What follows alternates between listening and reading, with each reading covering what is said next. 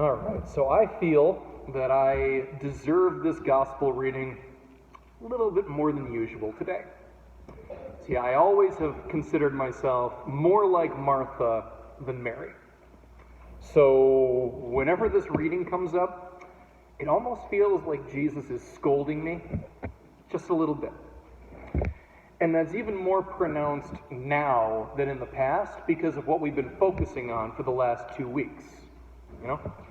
Do good, extend a sign of peace to those in need, do what is right like the Good Samaritan, regardless of who may or may not be your enemy. Those are very Martha-esque messages. Do what is right. Set the table. Do the dishes. Be nice to your sister. Brush your teeth. Don't drive on the railroad tracks. All good rules, reasonable expectations, especially that last one. But they're all based on doing something, staying busy. And that's when we need to turn to Mary for her example, because she has chosen the better part. She is not particularly interested in doing this or that specific thing, but being with Christ. She is learning from Jesus, she is growing in wisdom and trusting in the Lord. And we need that. We need that as much as we need to do what is right in life.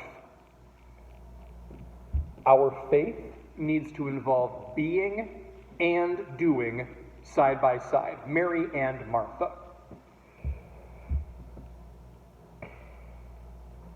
I have said this in the past. Christianity is a both-and religion in most ways. Christ is both God and man, not God or man. A person is an individual and the member of a community.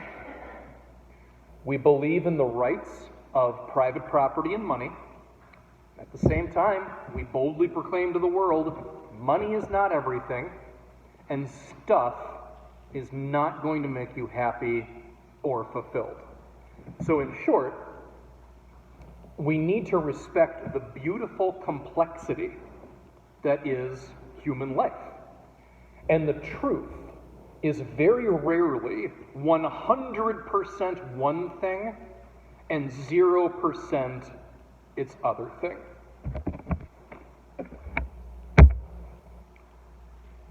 So in that way, the story of Mary and Martha is a classic example of how true that is in life. Because you know what? You absolutely can be 100% Mary.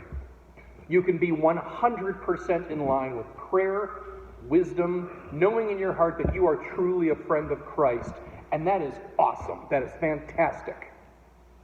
But if you're 0% Martha, you won't lift a finger to help your sister. Pardon me? We don't need any more Christians like that. People who can't be bothered to help the poor and the needy, but they'll offer their thoughts and prayers on their behalf. Thank you very much. We have met our quota with people like that. The people we need are people who are willing to work, labor, and suffer for the sake of Christ. To be 0% Martha is to be lazy while hiding behind a screen of piety.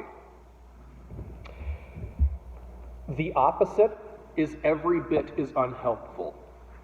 Because you can be totally in to making the world a better place. 100% Martha. Social activism. You tithe, which means putting 10% of your gross income straight in the collection basket. You will get a thank you note from Bean, by the way. You're in the kitchen every time we have a fish fry, and you never fail to donate the perfect brownies to the school bake sale. And once again, all of that is fantastic. If that's you, keep it up. But a 0% Mary person doesn't know how to pay attention to Christ. That kind of person probably doesn't come to Mass very often. And when they do, they're probably preoccupied with the grocery list, or they're texting people in the pew thinking the priest can't see them. For the record, for me at least, you totally get away with it, I can't tell. But still, don't do that. A 0% Mary person doesn't understand, or particularly want to understand, the tremendous love that God has for them. A 0% Mary person has no idea how we need mercy and forgiveness in life, both given and received. They don't know the relief that comes with just being honest and admitting your weakness and flaws. And basically, a 0% Mary person, they don't know how to pray. Not beyond that surface level of, oh God, please give me blank. Or, God, please help this person with blank. And don't get me wrong, there's nothing bad or sinful about that kind of prayer. You absolutely should bring your needs and the needs of others to God in prayer. There is nothing wrong with that. But what happens when you're done with that list? When you have asked God for everything you can think of? Do you have anything left to tell him? When was the last time you said thank you? When was the last time you gave him your time to just be with him in quiet? And you let go of all the earthly concerns that plague us every single day? Because I'll tell you this, if those ideas never enter your mind, you probably could use more Mary in your soul. Prayer is not wish fulfillment, it's a conversation. It's listening as much as talking. It's being with Christ. Mary without Martha is an empty faith. It stagnates. You need to let your faith out of the box every once in a while. You got to give it some fresh air. Martha without Mary is equally doomed. And I know that may not make a lot of sense at first glance, but all of your good deeds, all of your activism will dry up one way or another without that Mary-like attention to Christ.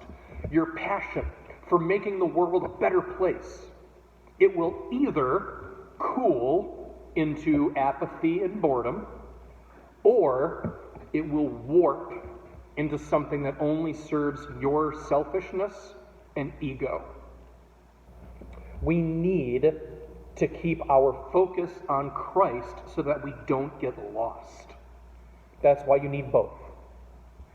I said at the beginning, I have always considered myself closer to Martha than Mary. Give me something to do, and if we're going somewhere, let's get there quick. Bathroom breaks are for the weak. It's totally hypocritical of me to say that I'm by far the weakest person in my family. My sister may in fact be part camel. This Lopina road trips are special things, I'm just saying. I'm sure that a lot of you consider yourselves the same way, closer to Martha than Mary, and that's okay. That is more than okay. The church in the world has plenty of room for both Mary and Martha.